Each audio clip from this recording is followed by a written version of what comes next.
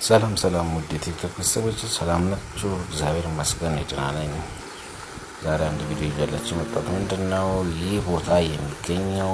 ጃር ሸንኮራ ወረዳ ሸንኮራ ሀገር ራሙቲ ቀበሌ ለ624ኛ ጊዜ ሲከበርበት የነበረው የጥምቀተ ባህር ቦታ ነው።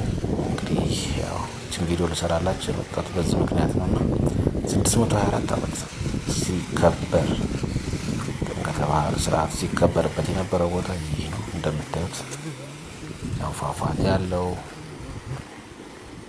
ባህር አለው። ከታይ እንደምታዩት ይሄም የተሰራ ነው። ያው ሁሉ ነገር ዝግጁ የሆነ ፊኒሺንግ ነው የቀረው።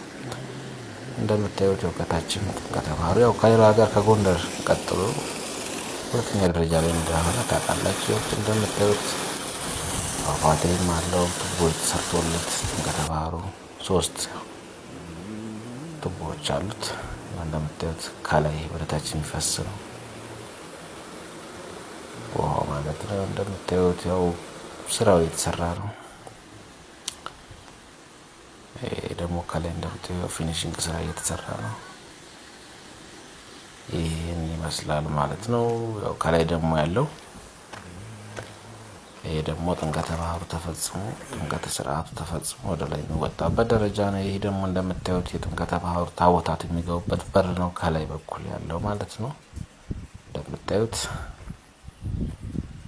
እዚህ ጋር ደግሞ ታቦታቱ መጥተው እዚህ ጋር ነው የሚደረደሩት። 44ቱም ታቦት የሚደረደሩት እዚህ ጋር ነው። እየገቡ ያው ማታ ወጥተው ከቤተ ክርስቲያን ከያሉ በቤተ ክርስቲያን መጥተው የሚደረደሩበት ቦታ ይህ ነው።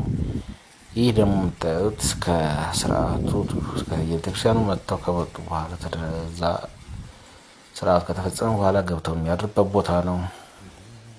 ይሄ ደግሞ ዙሪያው በፊት የታቦታቱ መደርደሪያ ሳይሰራ ፊት ይሄ እዚህ ነበር ጥምቀተ ባህሩ ሲሰራ የነበረው። በጀት ተሰብስቦ ጥምቀተ ባህሩ ሲፈጸም የነበረው እዚህ ጋር ነበር። እንደምታዩት ያው የቀርቱ ታች ያሳየኋችሁ ነው። አሁን ላይ የተሰራ ያለው ጥምቀተ ባህሩ የሚፈጸምበት ያ ነው። ያው እንደምታዩት ይሄን ይመስላል። ሼር፣ ኮፒ ሊንክ፣ ሪፖስት፣ ፎሎ፣ ላይክ ማድረግ አትርሱ። አመሰግናለሁ። ደህና ሁኑ።